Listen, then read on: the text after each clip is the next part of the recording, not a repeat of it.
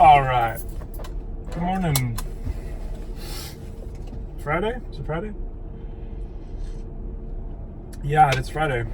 A lot of people praise Friday. They get to be released from the grips of work for 2 days to watch TV for 14 hours. No, I'm just kidding. Do as you see fit, folks. Little shout out to my neighbor going in for some work on her heart. My thoughts are with you today, neighbor. Did a little extra focus on her this morning in my meditation, trying to bring some love and light her direction today. Okay, so I had a voicemail from my dad. Hey, sorry, I don't know, my phone doesn't ring. All of a sudden there's a voicemail. Kids are a simple excuse to say why you didn't answer your phone, I guess. But in the voicemail, what I thought I heard was him introducing the topic of two paths. Okay? So for me, I feel that we're born into a culture, and we have a path that is pretty ingrained ahead of us and very deeply grooved, that can be challenging to kind of pop up on the edge of, get out of the rut of, so to speak, and trying to find some freedom, or at least find some navigation of your own path can be challenging, can be hard to find. And I think it's a lifelong experience where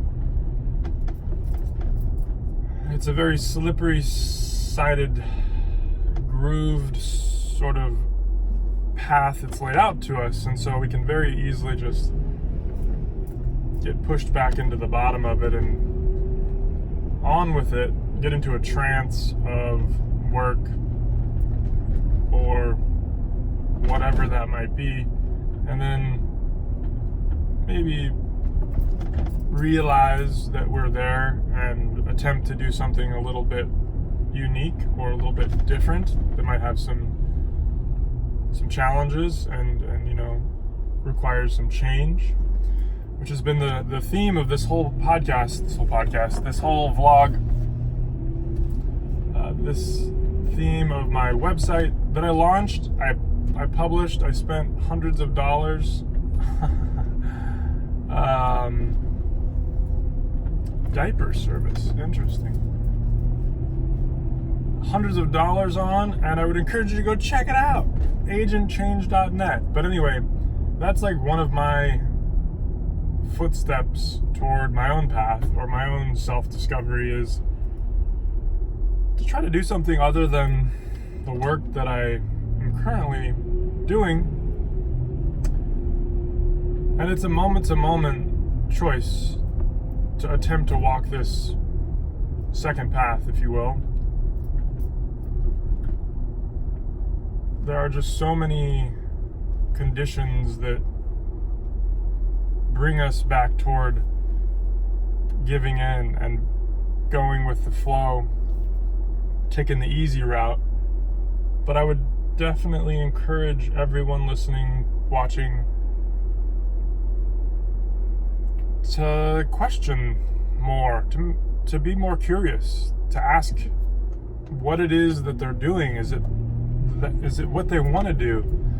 The idea of the yin and yang. I watched a clip of Jordan Peterson talking about the meaning of life, or at least his interpretation of it, and he's a very well-spoken, educated man who has a lot to say and is quite entertaining, if anything. But describing the Taoist symbol of yin and yang the two serpents with tails touching and the representative of chaos and order, and the path around that. And the two paths there kind of line up with this whole conversation, this idea.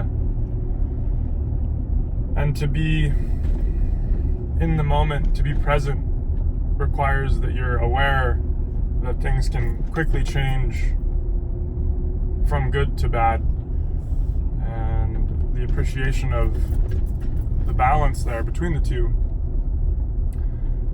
So the two paths idea, yeah, it's a good one. I think we could, say that a lot of this language is universal and that it's known. It doesn't need to be said, but it's a good reminder to just have some perspective.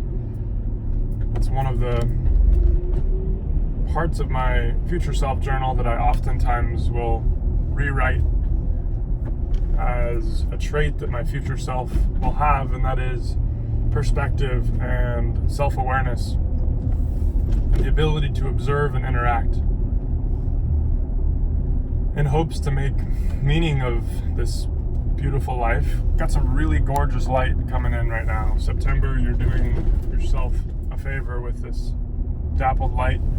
Hard to see, obviously, from your perspective, but maybe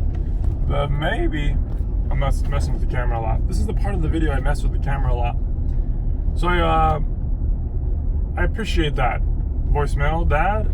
I could very well have called you back right now and chatted with you, but I'll do that a little later today. I'll call you later, okay? Midday-ish, perhaps. It is Friday. It is going to be a busy day. I've got a handful of things to do, but I'm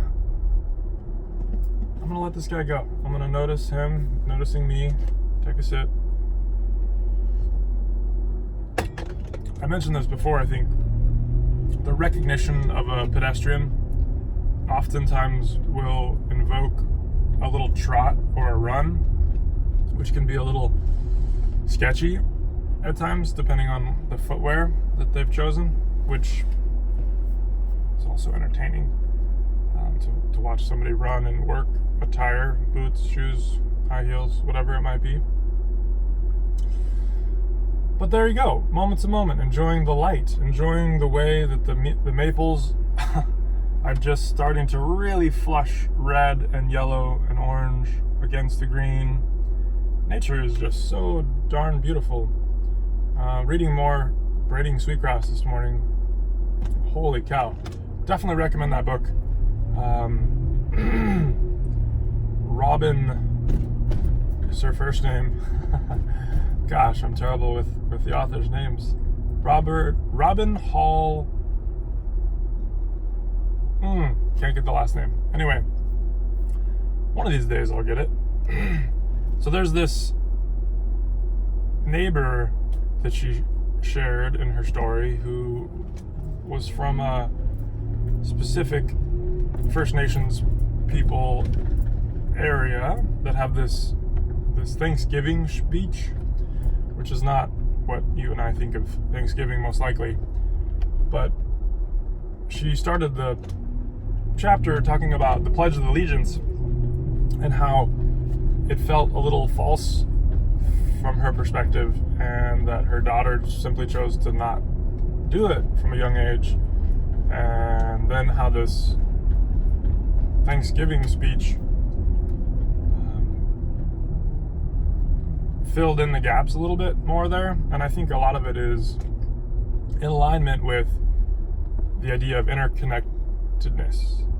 And part of my Wheel of Awareness meditation in the morning is attempting to consider all living beings and to give them some praise and recognition, as we are all part of it. We are all one. And while there are these two paths we walk, we're all experiencing challenges and hopefully all encouraging one another to, not run over people running through intersections, literally and figuratively. But to notice the beauty in nature and to appreciate that we are nature working. I think that's a Bill Mollison quote. We are nature working. It's a permaculture person quote. Anyway, I'm gonna wait for these folks to do their crossings. That person, this person, now it's my turn. And I'd throw that out there as the thought for this weekend, going into the weekend, would be interconnectedness, to try to bring the idea into mind that you have an effect on your family and your friends and your neighbors and vice versa. So be receptive to that. Keep that in mind. And it's not just human beings. I think that it's important to consider lots of forces at work, big and small.